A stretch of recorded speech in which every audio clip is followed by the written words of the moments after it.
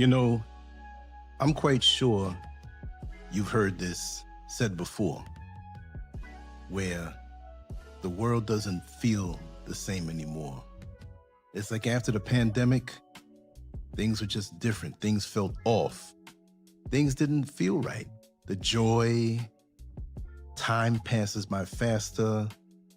People seem to be walking around like zombies. And the vibration is not as high as it used to be. People are a little more depressed, lonely, disconnected, all of that stuff. And it just seems like there's a gloom over the world. And I'm not trying to depress anybody. I just want to break that down a little bit and really ask if you've noticed it also. I have ways to counteract that within my own personal life, but I shouldn't have to utilize those intensified tactics to make sure that I can feel the same level of joy. Where is it going? Like, where did it go? What's happening all over the world? It's like I'm watching a movie in slow motion. I know how to get it myself.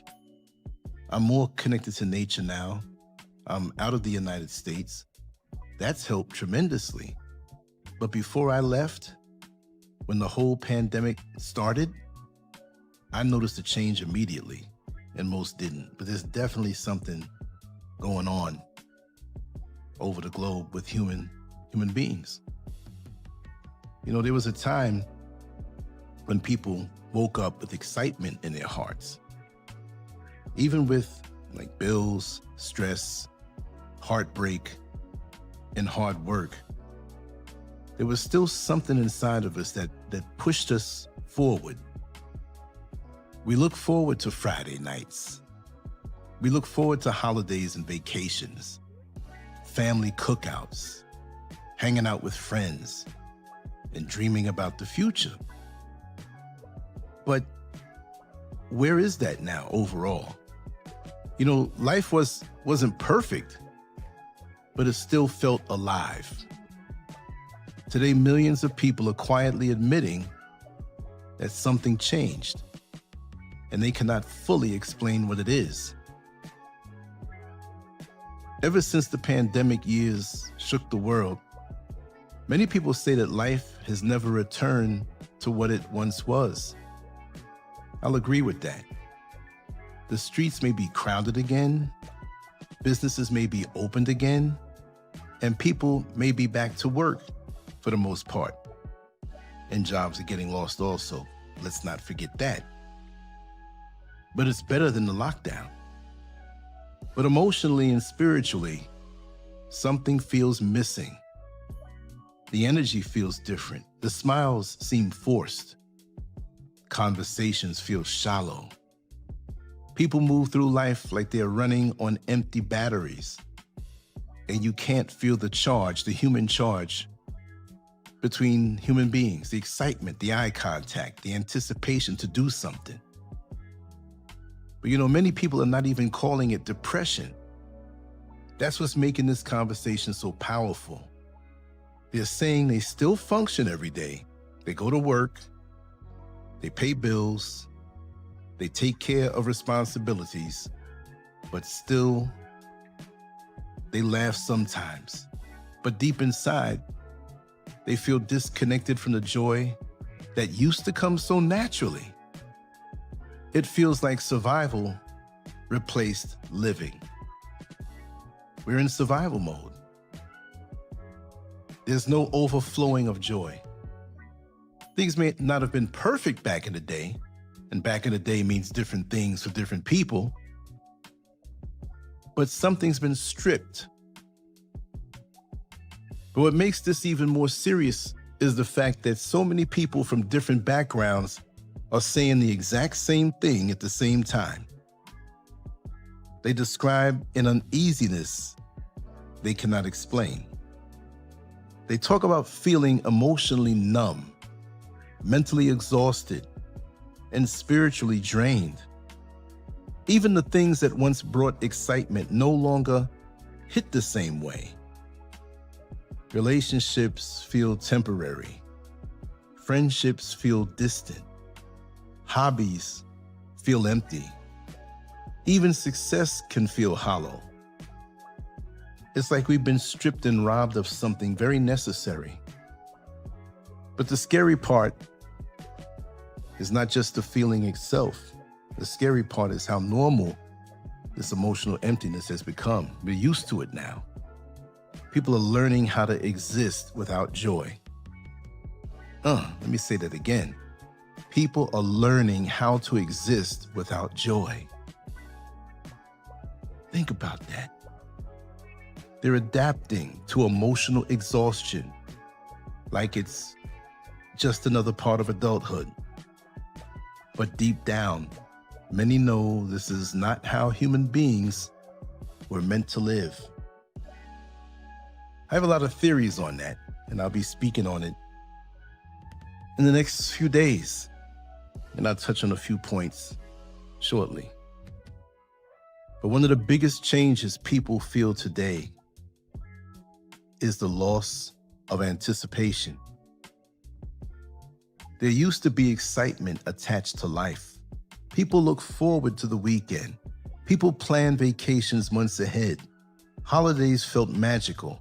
Even simple things like going to the movies, hanging out with friends, or buying something special carried emotional weight. Now many people say every day feels the same. Monday feels like Thursday. Friday no longer carries excitement. Weekends disappear in the blink of an eye.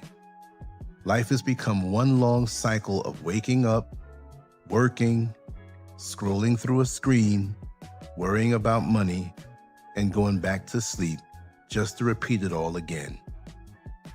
How sad, but true for many people.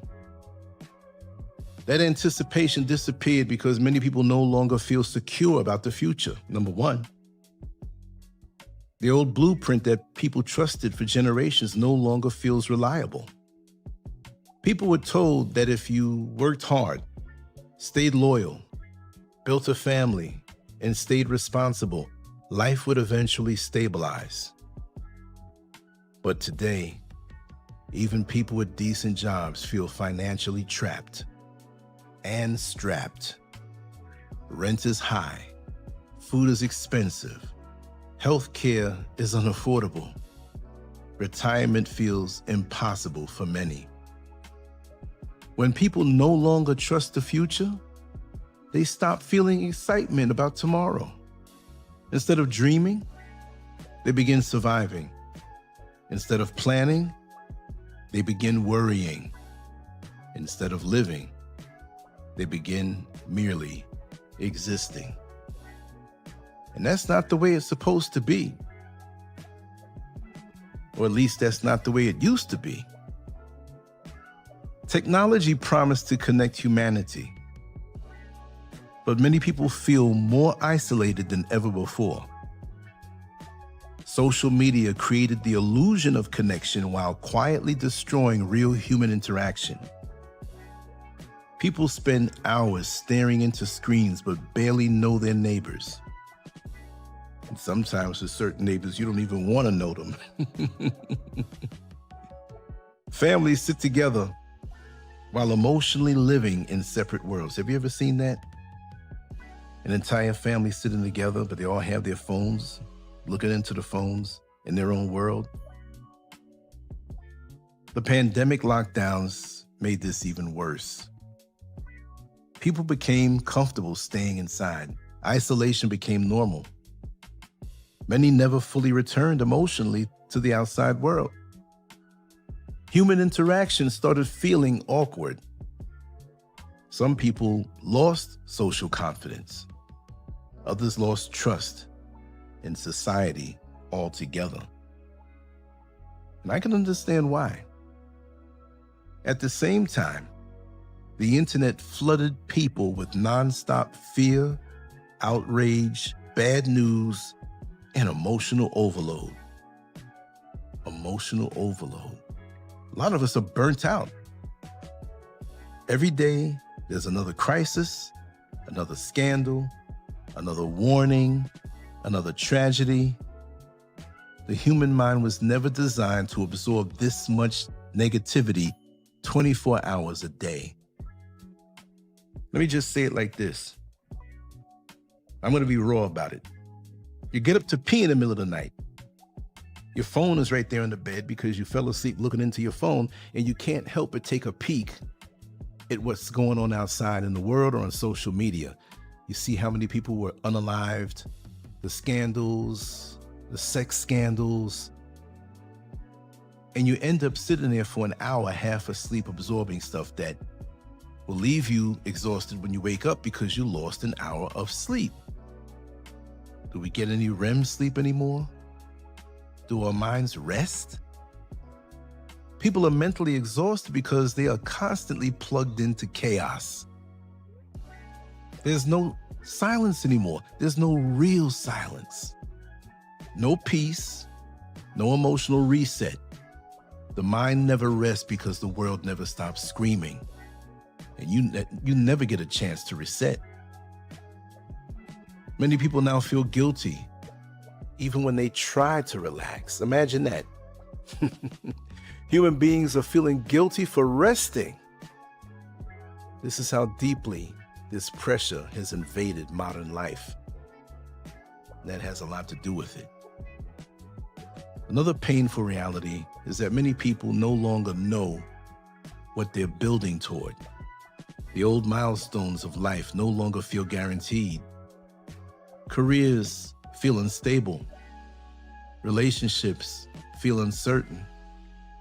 Community feel has fallen apart. They feel broken apart. Trust is low everywhere.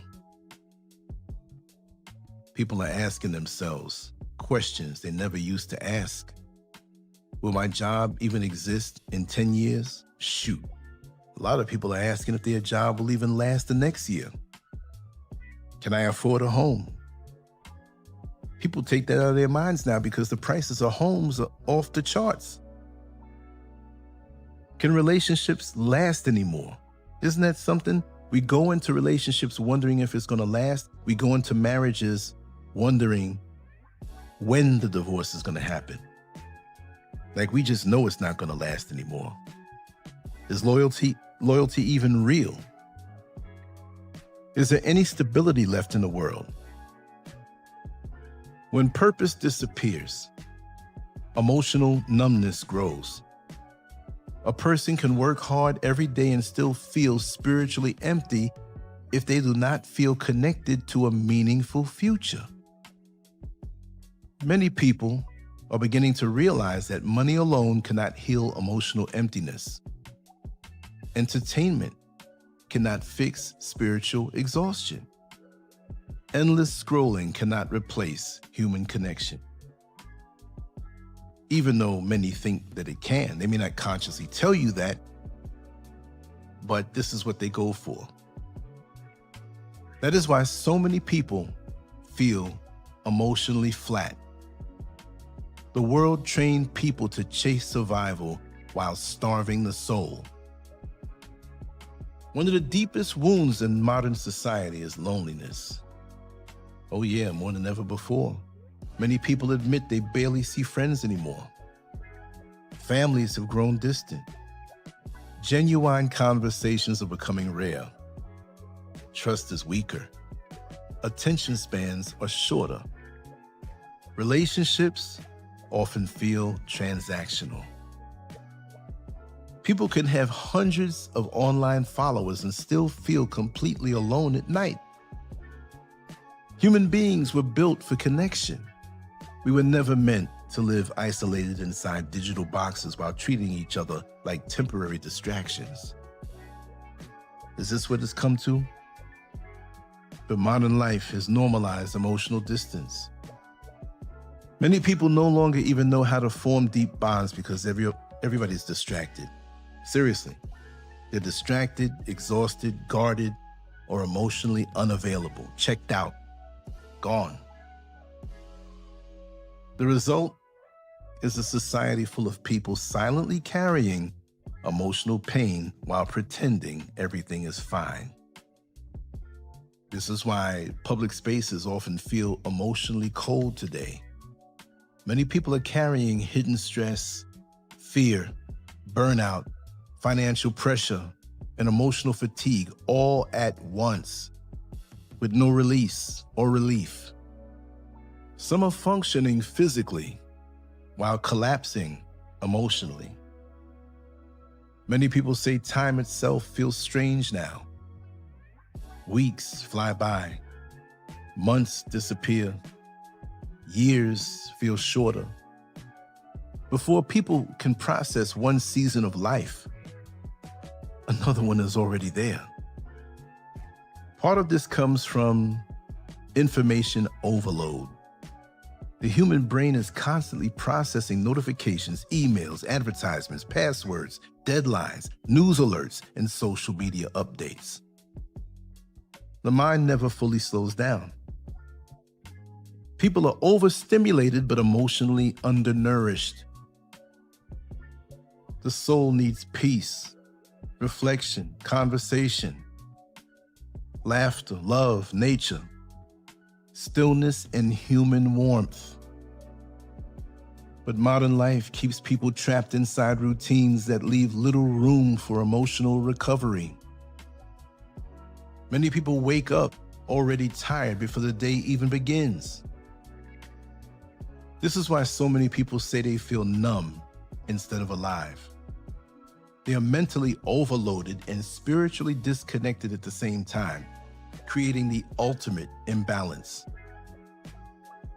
One of the worst things society does today is pressure people into pretending everything is fine when it's clearly not. Many people feel something is wrong but stay silent because they fear sounding crazy, weak, or negative. But the truth is simple. The world has changed dramatically over the last several years. People experience fear, isolation, economic stress, social division, and emotional uncertainty on a massive, massive level. That leaves scars, whether society admits it or not. The answer is not to fall into hopelessness or paranoia. The answer is simply honesty. People need to admit they are tired. They need to admit they feel disconnected. They need to admit that modern life is crushing many souls beneath endless pressure. Stop pretending. At the same time, we cannot surrender our humanity to the system. We can't allow ourselves to become emotional robots who only wake up to work, consume, pay bills, and repeat the cycle until death. The greatest rebellion in today's world may simply be protecting your peace, your humanity, and your spirit. Real life still exists beyond the screens. Real conversations still matter. Real laughter still heals. Real friendships still have value. Real purpose still exists for those willing to slow down long enough to rediscover it. People must reconnect with what makes them feel human again. Things like nature, family, creativity, community, faith, reflection, purpose, silence, health, and love. Those words are so nourishing just to say, but we don't have enough of it now. These things matter more now than ever before because modern society constantly pulls people away from them. I'm going to say those words again. See, modern society constantly pulls people away from them. And if you didn't hear it before, I'm going to say it again. What does society pull us away from? Nature, family, creativity, community, faith, reflection, purpose, silence, health, and love. Doesn't it sound funny hearing that? Because we don't have enough of that in the world today. Many people are waiting for the world to magically return to what it once was. But perhaps that old world is gone forever. Isn't that something? Maybe the real challenge now is learning how to rebuild our inner peace inside a world that constantly drains our energy. And that's what I've been on for a very long time, especially since the pandemic. The good news is that many people are finally waking up to this reality. They're questioning the emptiness of non-stop consumption. They're realizing that endless distraction is not fulfillment. They're starting to understand that emotional health matters just as much as financial survival. And maybe that awareness is the beginning of something better. The truth is that millions of people feel disconnected because modern life has disconnected humanity from itself. We have more technology than ever before, but less peace. More entertainment, but less joy.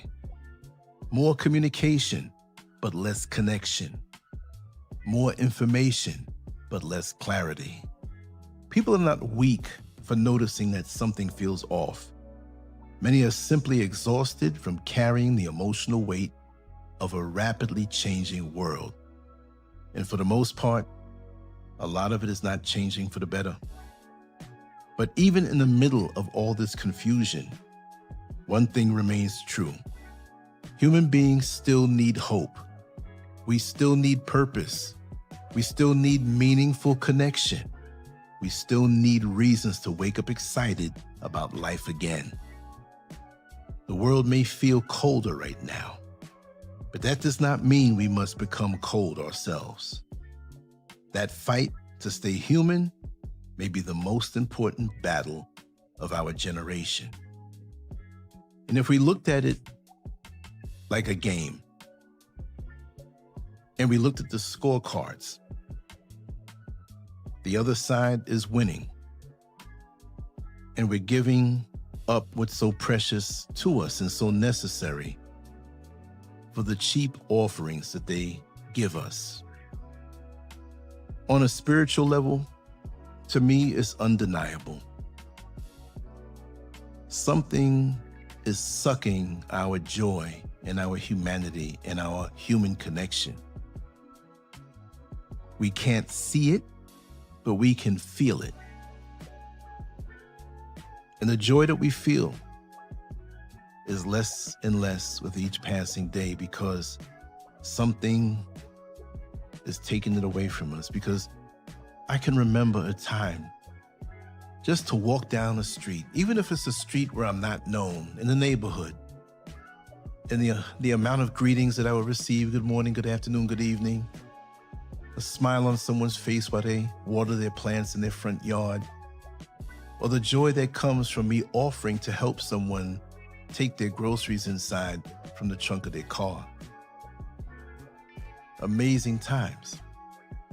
I've had conversations with friends of mine that we pretty much said that to go and have the joy that we had, we'd give up the cell phones, we'd give up the computers, we'd give up the Ubers, we'd give up these so-called, we'd give up Netflix, we'd give up all of this stuff just to feel the joy of sitting in the front of your friend's house on their steps on a hot summer day, waiting for the ice cream truck to come around, or with a tall glass of iced tea.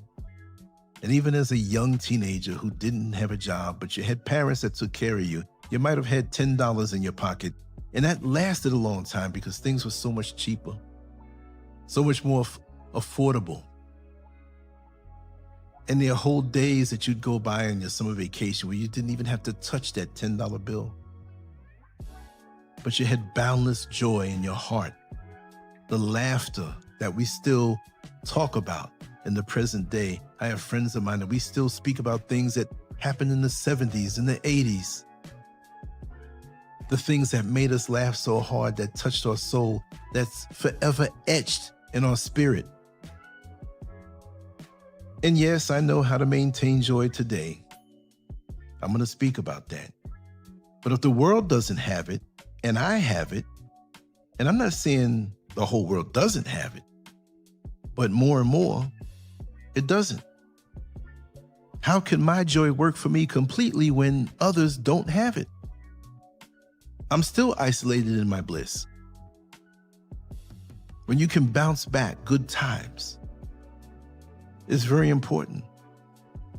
Just like the other day on our show on Monday night with the King of Mondays, Metamorphosis, Brother Neil Frazier, we spoke about the joy and unity that came from the music that had soul, that had love, that gave us empowerment, that unified us.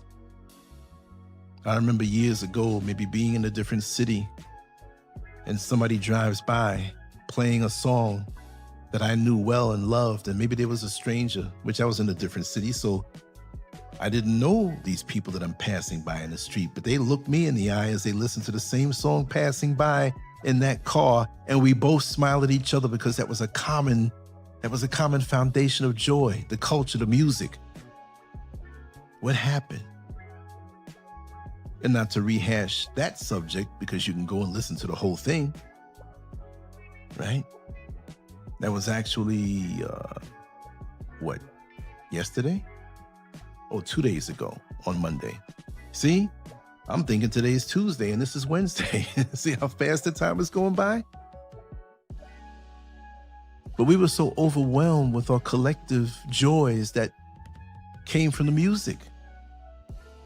But even the music has been hijacked, and a message of love and unity and togetherness and family has been removed from that. And it's hatred and competitiveness and materialism and status and validation, and looking at everybody around you as though they're a competitor and trying to make it seem as though they're less than you. I don't like it.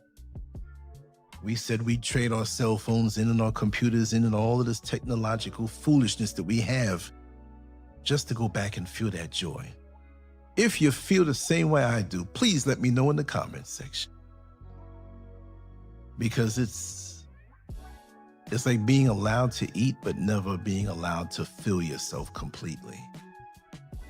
It's like trying to fill a bucket up with water that has several holes in the bottom of it, and you can never really fill it up all the way.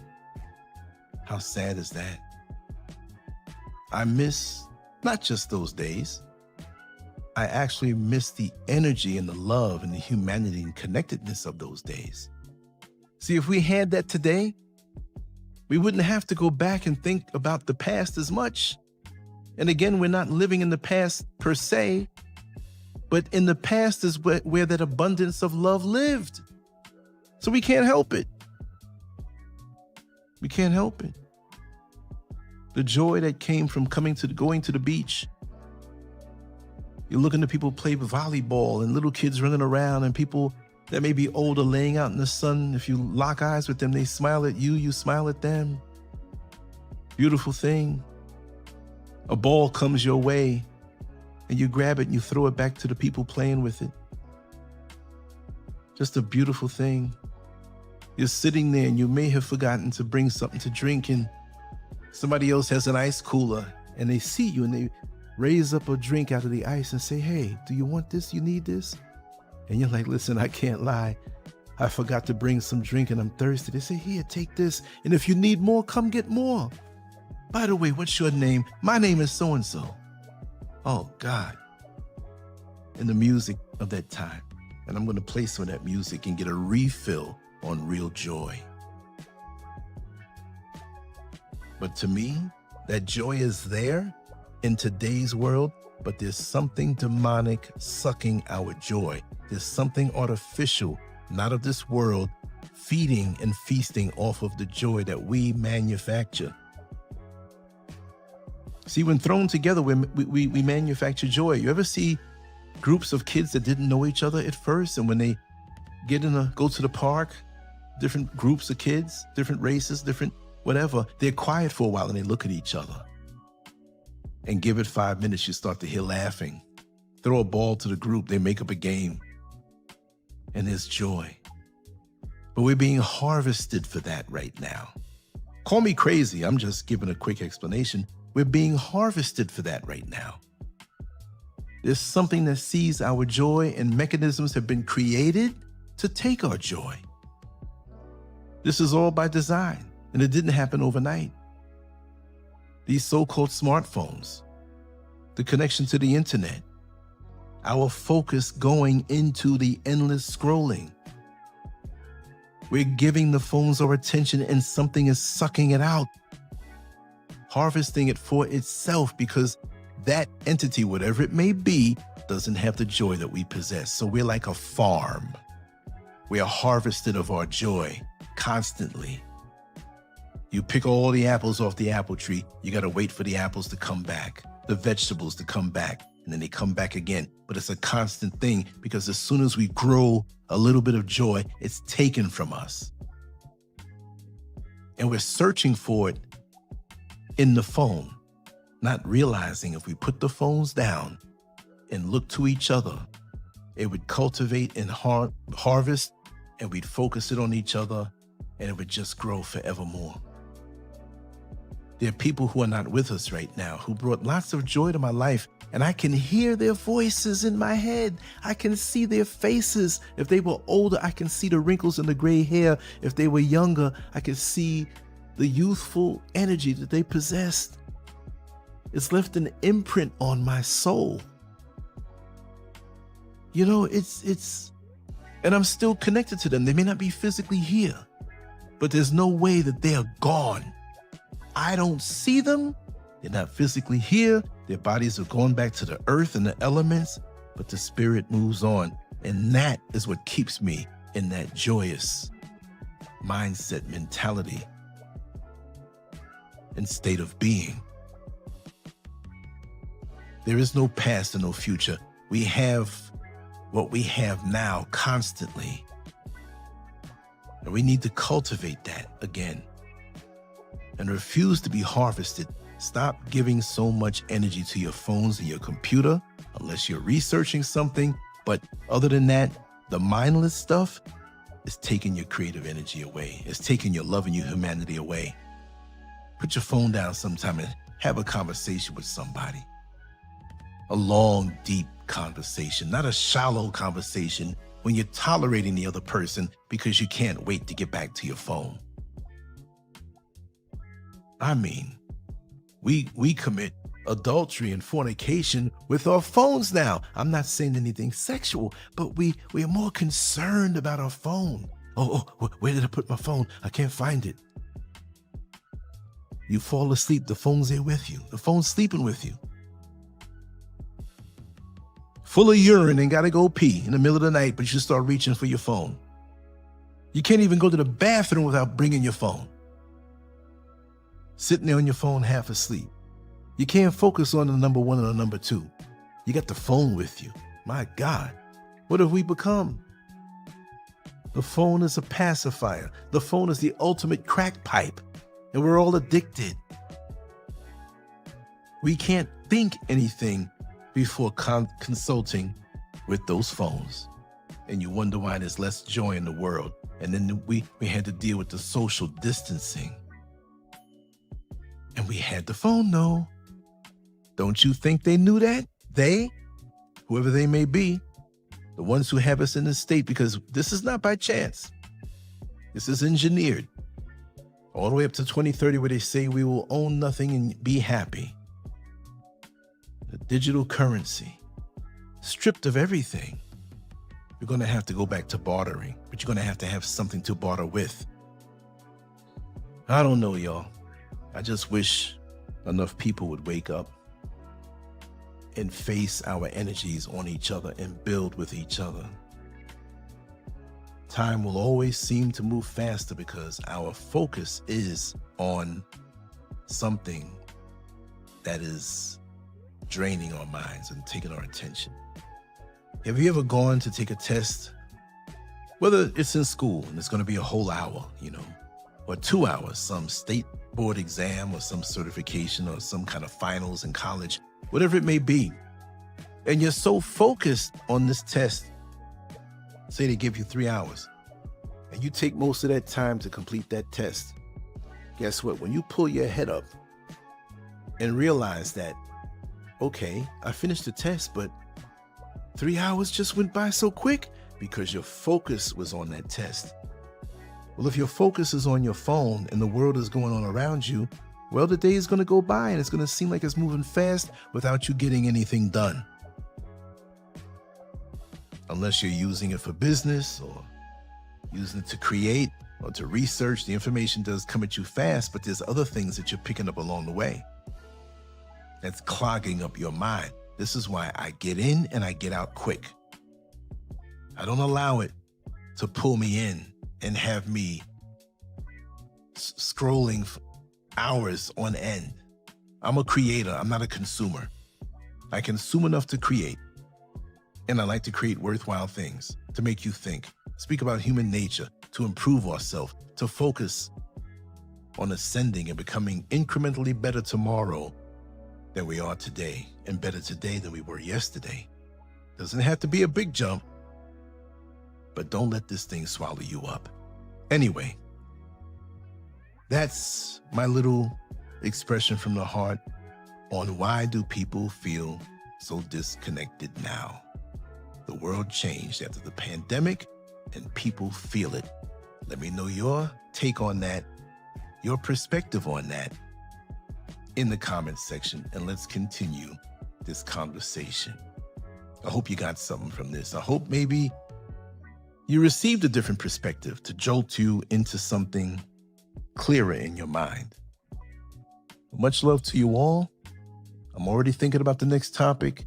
I'm glad you're here. Make sure you're still subscribed to the channel and drop a like if you can. But make sure to go to landscurvx.com. All the content that I ever did and salvaged on this new channel will be there, just in case the powers that be don't like the way I talk. And truthfully, I don't give a damn about what they think. I'm going to always speak the truth. You know that about me. On to the next one. Take care. Be safe. Scurv out. Peace.